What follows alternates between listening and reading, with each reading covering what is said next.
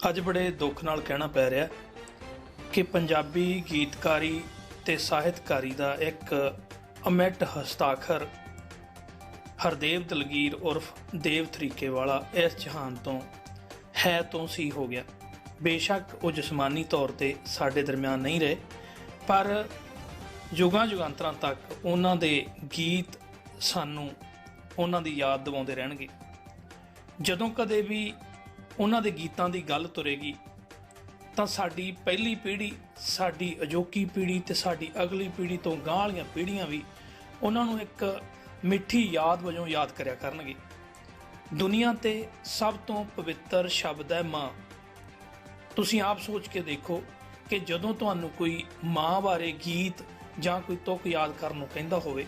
ਤਾਂ ਤੁਸੀਂ ਦੇਵ ਤਰੀਕਿਆਂ ਵਾਲੇ ਦੇ ਲਿਖੇ ਗੀਤ ਮਾਂ ਹੁੰਦੀ ਏ ਮਾਂ ਉਹ ਦੁਨੀਆ ਵਾਲਿਓ ਉਸ ਗੀਤ ਦੀਆਂ ਸਤਰਾਂ ਹੀ ਯਾਦ ਕਰਦੇ ਹੋ।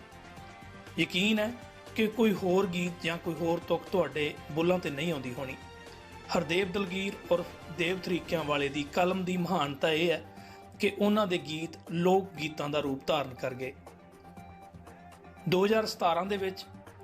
ਦੇਵ ਤਰੀਕੇਵਾਲਾ ਨੂੰ ਉਹਨਾਂ ਦੇ ਘਰ ਜਾ ਕੇ ਮਿਲਣ ਦਾ ਸੁਭਾਗ ਪ੍ਰਾਪਤ ਹੋਇਆ, ਜਿਹਦੇ ਵਿੱਚ ਪ੍ਰਸਿੱਧ ਗੀਤਕਾਰ ਜਨਾਬ ਅਮਰੀਕ ਤਲਵੰਡੀ ਜੀ, ਅਲਬੇਲ ਬਰਾੜ ਜੀ, ਗਾਇਕ ਤੇ ਸੰਗੀਤ ਪ੍ਰੇਮੀ ਪਾਲ ਰਾਊਕੇ, ਲੇਖਕ ਤੇ ਤਾਸਮਾਨ ਮੈਗਜ਼ੀਨ ਦੇ ਸੰਪਾਦਕ ਹਰਮਨਦੀਪ ਚੜੈਕ, ਗੁਰਦੀਪ ਚੜੈਕ ਸਮੇਤ ਬਹੁਤ ਸਾਰੇ ਮਿੱਤਰ ਹਾਜ਼ਰ ਸਨ। ਆਓ ਉਸ ਵੇਲੇ ਦੀ ਯਾਦ ਤੁਹਾਡੇ ਨਾਲ ਸਾਂਝੀ ਕਰਦੇ ਹਾਂ।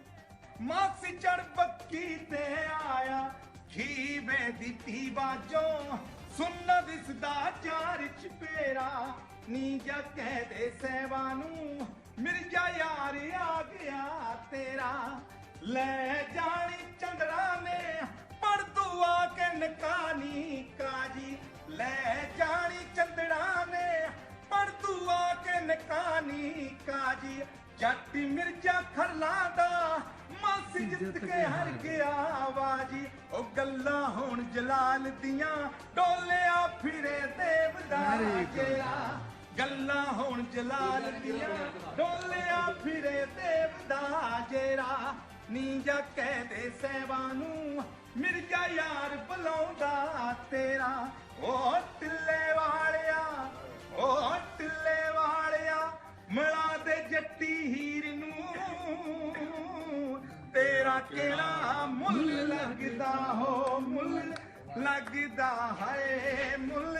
ਲੱਗਦਾ ਹੋ। ਬਿਨਾਂ ਸਾਜਾਂ ਤੋਂ ਬਿਨਾਂ ਸਟੂਡੀਓ ਤੋਂ ਤਾੜੀ ਮਾਰੋ। ਹਾਲੇ ਤੱਕ ਨਾ ਚਨਾ ਦਾ ਕੰਡਾ ਭੁੱਲਿਆ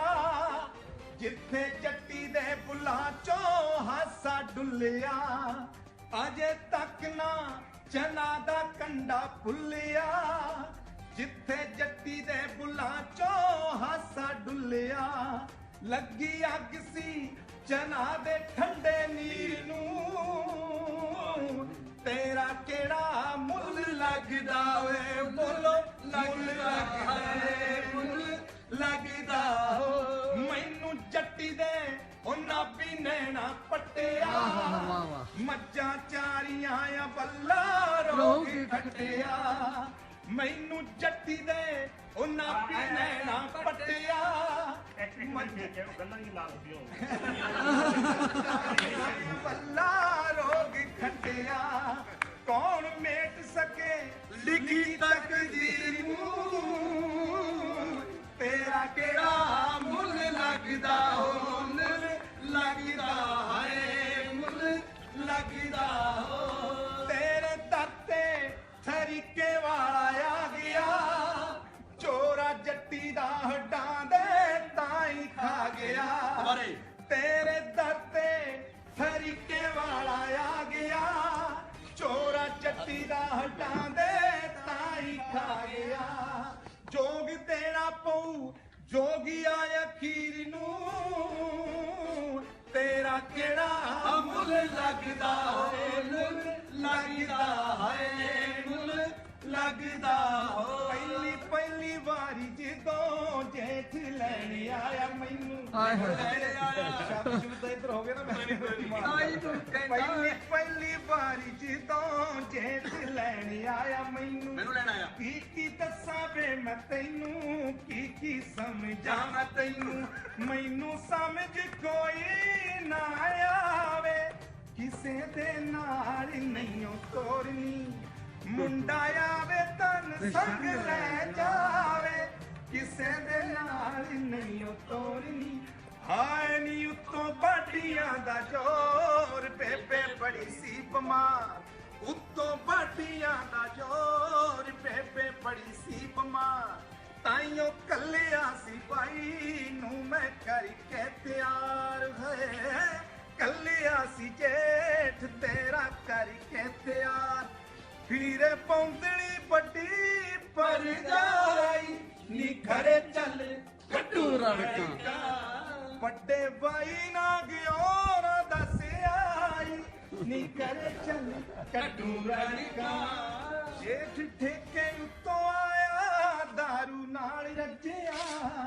सिद्धा आण के ताई दे पैड़ा विच बचिया जेठ ठेके उत्तों आया दारू नाल रजिया सिद्धा आण के ताई दे हाय बे विच बजिया कट्टी फिरे टंबा मेरा ताया है बचना ताई होवे ना ते कौन छड़ावे किसे दे नाल नहीं तोरनी ओ पीती हो